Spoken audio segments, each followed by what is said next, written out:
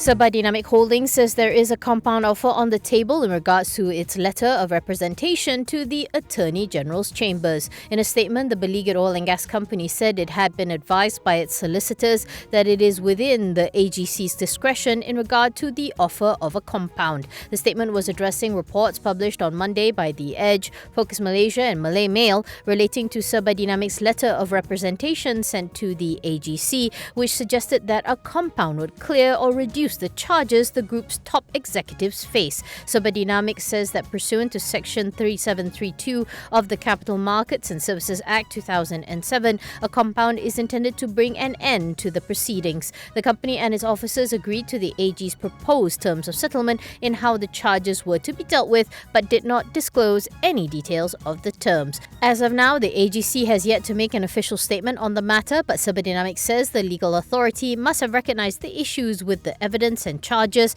and propose a settlement that would be a suitable resolution to the matter. The group also highlighted that Monday's reports on the matter stated that the Securities Commission and Bursa Malaysia Securities had objected to the AG's decision. Serba Dinamik says that if this is true, it is concerned that the objection is being made public, as the presumption would be that any such communication would have been subject to secrecy obligations and is privileged. The company also calls the SE's involvement of Bursa in making the objections to the AG is improper, as matters of decisions with regard to criminal prosecution are not subject to matters that Bursa should be involved in. Serba Dinamik also chimes in that if the SC and Bursa's objections are true, this suggests the pair do not want to bring an end to the proceedings.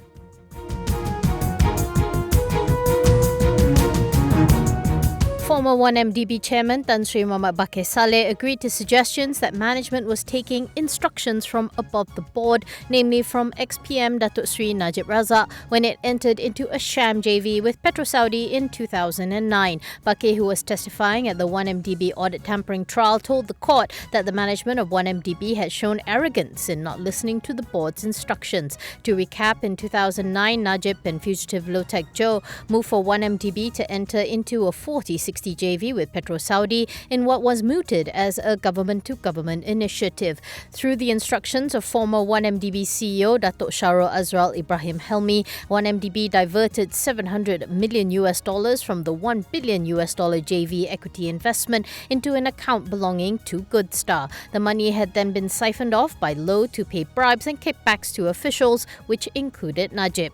Bakke testified prior to this JV being agreed upon. The board had laid out 4 conditions to fulfill before 1MDB would sign on, none of which had been met. He says the conclusion drawn from the arrogant way that management was attempting to bulldoze their way through the board was that they were taking instructions from above the board and outside the board. Bakke adds that his suspicions were confirmed when he met Shahrul some 6 years later, with the ex-1MDB chief confirming to him that the management was only taking instructions from Low and Najib. When questioned by Tan Sri Muhammad Shafi Abdullah as to why Bakke would suddenly trust Shahrul after 6 years, Bakke answered that he was simply sharing what he was told and that he still doesn't even trust Shahrul until today. Bakke resigned on October 19, 2009 as 1MDB chairman as he was angered by the whole deal.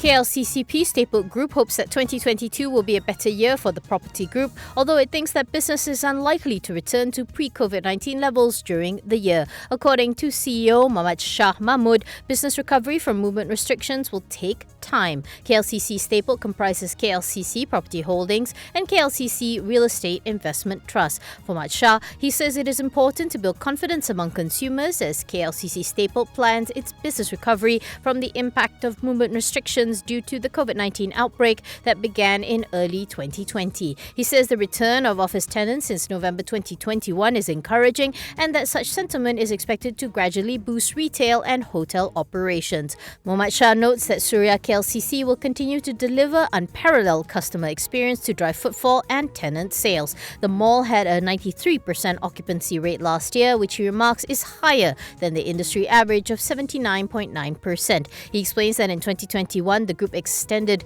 over 127 million in rental assistance, 36% more compared to 2020, to ensure its retail tenants sustain their business and the mall's occupancy is maintained. According to him, Mandarin Oriental KL will continue to focus on the domestic leisure market, and the hotel's occupancy is expected to rise as global borders are reopened. Mohammed Shah points out that while last year's occupancy was 16%, he says that with all the innovations and packages that Mandarin Oriental offers, he believes the occupancy rate will increase even more in the future.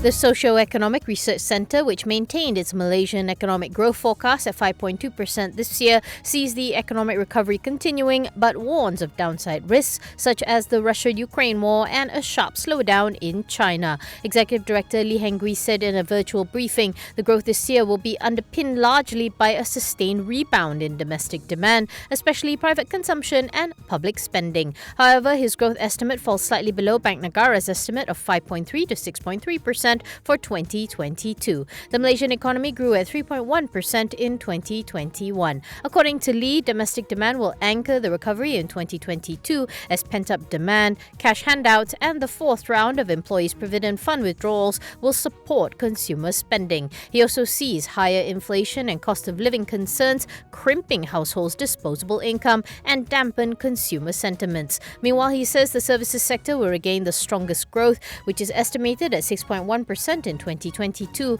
mainly due to the revival of domestic demand on anticipated rebound of tourism and related services sectors thanks to the reopening of international borders. He also expects the construction sector to rebound by 6.5% in 2022 on the resumption of activities, while the manufacturing sector may see a more moderate recovery at 4.8%, backed by continued demand for E&E products.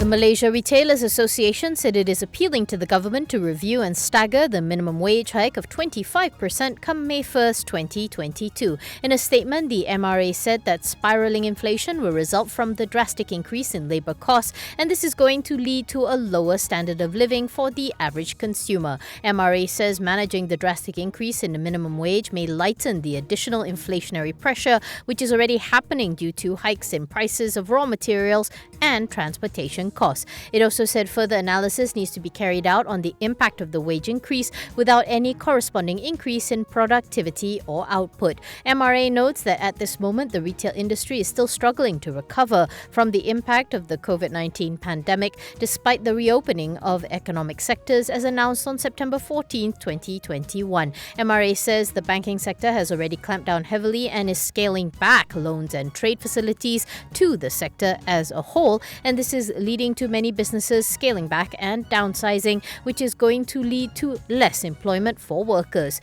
It also said minimum wage increases over the last decade have not had a positive impact overall, and many businesses have been forced to cut down the number of employees and get the remaining workers to increase their work.